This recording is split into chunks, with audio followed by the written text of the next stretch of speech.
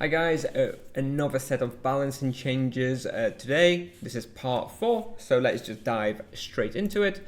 First of all, we've got further increased experience to the Ruthless 7 minions and Ferumbras, so they've doubled the experience for all the mini bosses at Ferumbras quest and quadrupled the experience for Ferumbras Mortal Shell. Like I said in the previous couple videos ago, when they increased experiences for the first time, I'm really happy with those changes. I think it's great to give a bit of an alternative way to gain experience. I always felt that the experience from bosses was way too low and just negligible. Of course, it shouldn't be as efficient and effective as regular hunting, but it's nice to get a little bit more experience while just bossing. So I think that's great. I would love for them to go and increase the experience for like grave bosses, gold token bosses, forgotten knowledge bosses. All these kind of boss lines would be great if they got the same treatment. Don't give them 10kk raw experience per hour by doing bossing, but if everyone gets 2kk raw per hour from doing bosses, that's a little bit of extra exp they're going to get, and I think that's just a real nice alternative way to gain experience. So I'm all for it, very happy with this. Hope they keep going with other quest lines. Moving on, we've got some further changes to Blightwalkers and Undead Dragons, mostly aimed at Grounds of Undeath. So the Undead Dragon no longer retreats at low health, which is great for mages and paladins. Unfortunately, the Blightwalkers still do retreat at low health, so that still leaves monsters and the other monsters. I think there's some... Is there some other monster that retreats? Maybe not. Maybe just the Blightwalkers. So it's still going to be awkward hunting it without an EK. They've also increased experience of the Undead Dragon by like 3-4%. And they've increased the experience of the Blightwalkers by about 10%. Now, I don't think this is enough. I think the main problem of Grounds of Undeath is that the rooms are quite spread out and it's difficult to be making like big consistent pulls without running between rooms. So I don't think Grounds of Undeath will be huntable unless they sort of rework the levels a little bit or increase the density or widen the corridors or add some extra pulls between the rooms. Not sure. I don't think this is it. However, I will say that this is making Blightwalkers better and better, and I really think the Pits of Inferno Blightwalkers and Inquisition Quest Blightwalkers, those spots are starting to look really promising. Maybe not yet, A tier, but I really think Verminor Seal in Pits of Inferno at least is really edging to be like a B tier at least. So definitely consider checking that out. They've had a couple of buffs now. I definitely think that is a positive change for those places. Not quite sure if Grounds of Undeath will really be much better after this. Moving on, for Grounds of Fire, they've made the extra corridor on the right that they added a couple of updates ago. They've widened it and added some more monsters because it wasn't that dense. So I haven't checked it out, but it was very close to being very good already. So this is, I'm sure they've done well enough that this Grounds of Fire will now be huntable from the perspective of doing a nice loop with enough density. So I think this place will be more and more popular for high level paladins for sure. Maybe even a little team hunt will be possible there. In addition to this, hellfire fighters have had the experience increased further by another 10% and reduced the probability of the firebomb. I don't think this will really impact Grounds of Fire very much because 10% experience on one of the 6 monsters that is there, that doesn't even give that much experience in the first place, is probably not going to be a huge deal.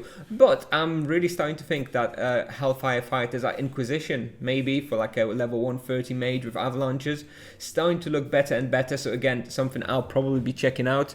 Not sure if the respawn rate is fast enough for Inquisition, so I might write a little post that tips off. Maybe they consider increasing the respawn rate of Hellfire Fighters at Inquisition to make that a viable hunting ground. That would be pretty cool. Moving on, further changes to Medusa Tower. They've moved the teleport exit 1 level up, so you kind of skip the Omnivora level.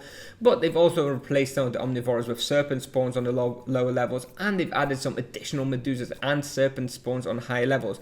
Now, the only last final problem that there was with Medusa Tower is that their respawn rate, or maybe there wasn't quite enough monsters to upkeep a fast loop.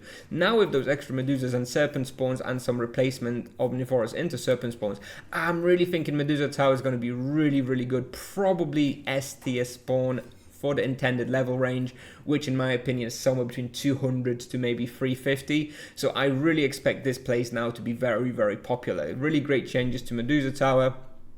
Hopefully we see some other changes to similar places in that level range. Moving on, we have changes to Okolnia to the Frost Dragon. So they've reduced the duration and probability of the speed debuff.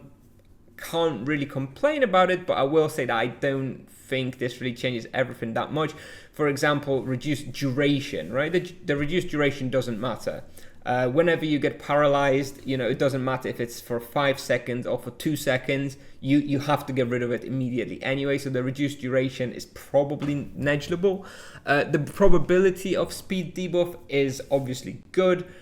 However, I'm skeptical that it reduced it enough, because the way it was at the moment with the increased density of Okolnia, you would be getting debuffed every, 200 milliseconds or something. So even if they reduce the probability of the speed debuff, you're probably still going to be perma debuffed, perma paralyzed. So not quite sure if it's going to be enough. They would have to reduce the probability by like 90% in my opinion for it to be meaningful. What I would rather see is, instead of reducing the duration of the paralyzed, is to reduce the intensity of the paralyzed. So instead of reducing your speed by like 70%, I'd rather they just reduce your speed by 20-25%, so that you wouldn't be doing a 5-second diagonal move when paralyzed, right? I think it's just too strong, and with how many Frost Dragons there are and how often they apply the speed debuff, I'm guessing even with the reduced probability, it's probably still not going to be enough to make this place fun. It's still very strong place. I made a video about it. It's very, very good for a low level EK solo, but it is very annoying to hunt because of the speed debuff. So I'm hoping maybe they'll reduce it a bit further, or maybe reduce the intensity of the speed debuff. That's what I would like to see. Instead of this very strong paralyze, just reduce it a little bit less. I would also have liked to see more loot from Frost Dragons, as they are not very profitable. Unfortunately, we haven't seen this. And now I'm kind of skeptical that we will see it. I think probably not going to see any further changes with regards to loot, at least to Okolnia. So too bad. I guess it's just going to be a full-on EXP spot without that much profit. Moving on, we've had a further change to Crypt Warrior, decreased the damage output by approximately 8%. Overall, that's good. I mean, those monsters dealt a lot of damage, so maybe this will be more huntable by solo vocations. Now, previously, they just dealt too much damage to be viable solo, at least on any reasonable level. So we'll see. I think it's a good change. Probably not enough to really make it a top tier spot, but, a welcome change nonetheless.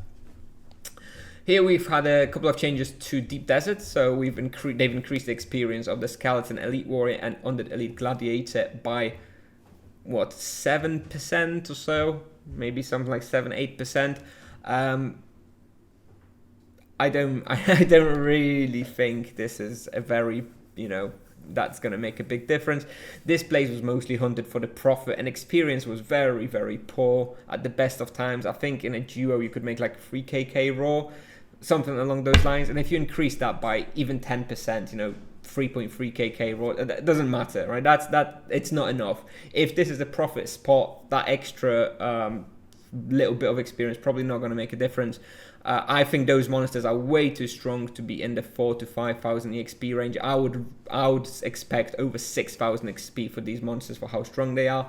And they're not even that profitable, really. They are profitable, but not like immensely profitable to justify their low experience rate. So good first change, I guess, but this won't be enough to really change this spot. If they want this spot to be more popular, I would bump this experience by a lot more, another 10%, another 15%, and the loot, maybe keep it as is, maybe nerf the loot a tiny bit to increase the experience further.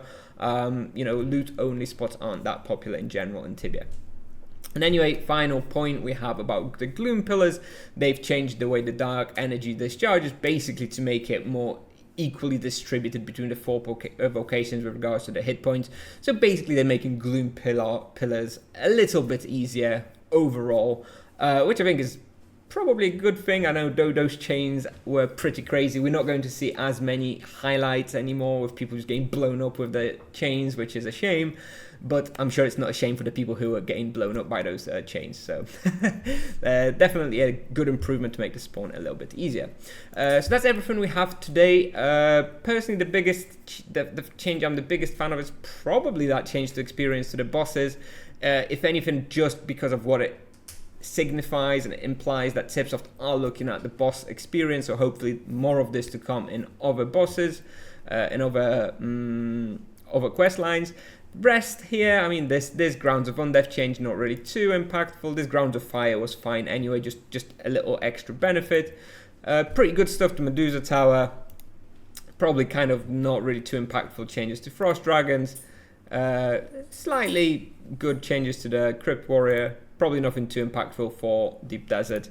And yeah, obviously just a little bit of an improvement to Gloom Pillar. So overall, a good patch. Personally, after the patch from 2 weeks ago, I was kind of hopeful to see a bit more. You know, they've really nailed it 2 weeks ago with their Sunken Quarter, Grim Reapers, Okolnia. Those were really great changes, really made those places very huntable. I was kind of expecting, you know, changes to another 3 or 4 sort of forgotten spawns like this in this batch, but not quite what we got. We got more little tweaks to places they've already changed over the past few rebalances, so I hope they will continue touching some other places and this isn't everything we're going to see. But nevertheless, I'm very happy overall with the project. Hopefully more to come soon.